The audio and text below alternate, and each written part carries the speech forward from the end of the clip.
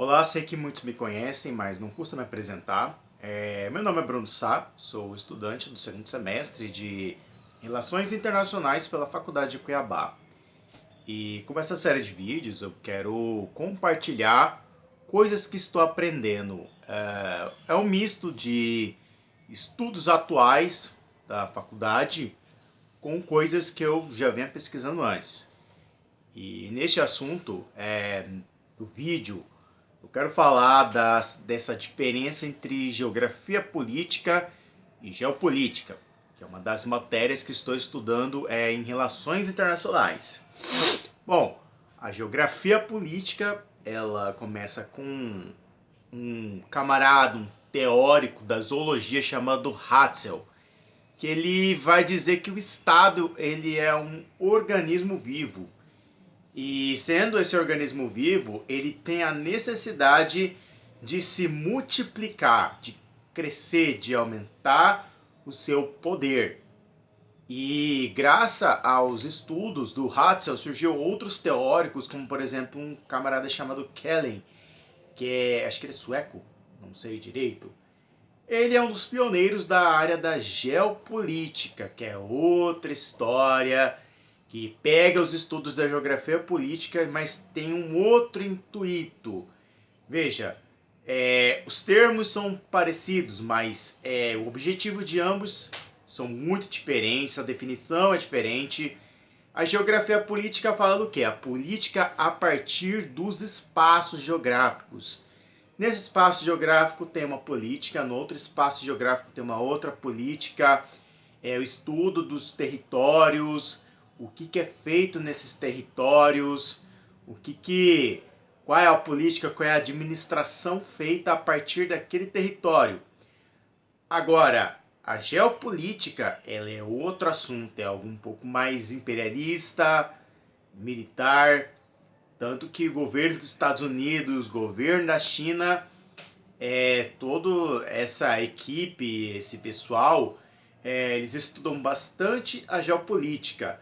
Então assim, normalmente em conversas informais eu falo assim, quanto à geopolítica, a geografia, né? Geografia política vai dizer, o que eu vou fazer nesse espaço?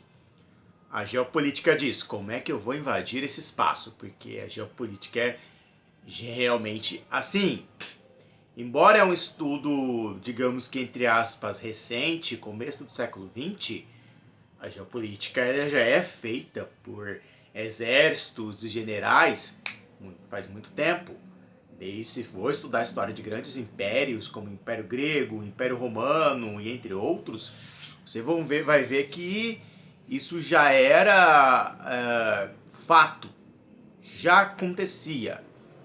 Dois nomes extremamente importantes, né? Lógico que tem vários, como o Kelly, né, que já citei, mas tem outros dois que são vitais, que entre vários eles até hoje são estudados.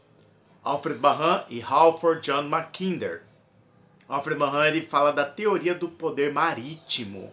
Ele era da Marinha dos Estados Unidos e ele estudou, escreveu livros sobre isso, de que o poderio, sabe, mundial estava no mar. Não só na questão de exército, na questão militarista, mas também na questão do comércio também. Quem dominasse as rotas marítimas poderia muito bem dominar o mundo. Mas tem um outro, né? O Halford John Mackinder, ele vai dizer o seguinte: a teoria do poder terrestre, ou a teoria do Heartland. Heartland é uma faixa de território da Eurásia, um meio termo entre a Europa e a Ásia, e ele chama a Europa e a Ásia de Ilha Mundo. E ele fala o quê? Quem domina o Heartland domina a Ilha Mundo. Quem domina a Ilha Mundo domina o mundo. E cara, se você prestar atenção em alguns fatos um pouco antigos, exemplo, algo que eu gosto de citar é a Guerra Fria.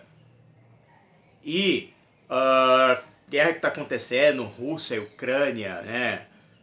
Dá para dizer na boa que, na verdade, é uma guerra entre OTAN, através da Ucrânia, e a Rússia. Você vai ver que é possível enxergar que muitos políticos, muitos militares levaram a sério como que eu posso dizer, essa teoria do poder terrestre, né, do Heartland, que quem domina essa faixa domina o mundo, porque a Guerra Fria começou basicamente no fim da Segunda Guerra Mundial. Enquanto os Estados Unidos criou o Plano Marshall, né, para erguer a Europa, estava toda quebrada e tudo mais, a Europa Ocidental no caso.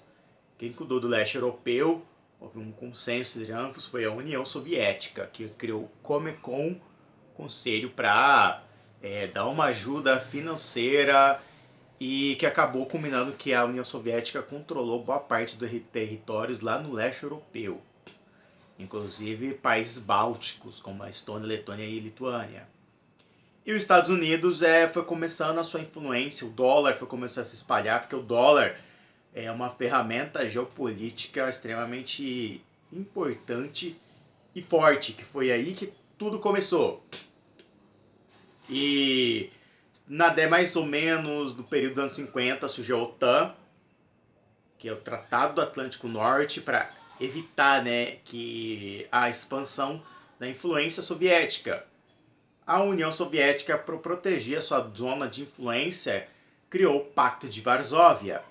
E houve vários conflitos indiretos, né? A Guerra Fria não foi sobre isso, de um combate direto. Nunca houve esse combate direto entre Estados Unidos e a União Soviética. Foi conflitos apenas indiretos. E um dos importantes foi a Guerra do Vietnã, que teve um lado apoiado fortemente pelos Estados Unidos e outro apoiado fortemente pela União Soviética. E os Estados Unidos também o governo investiu muito na questão da cultura pop, aquela coisa para dizer, o nosso lado é o melhor lado, melhor do que aquele outro lado, enquanto a União Soviética foi investindo na questão mais militarista. Mas havia essa ação, por exemplo, da OTAN, de atrair a União Soviética para um conflito a fim de enfraquecê-los. Um conflito que isso aconteceu de maneira muito forte mesmo, que até o líder soviético Mikhail Gorbachev, ele acabou desistindo dele. Foi o conflito no Afeganistão, foi em meados mais ou menos final dos anos 70 e começo dos anos 80.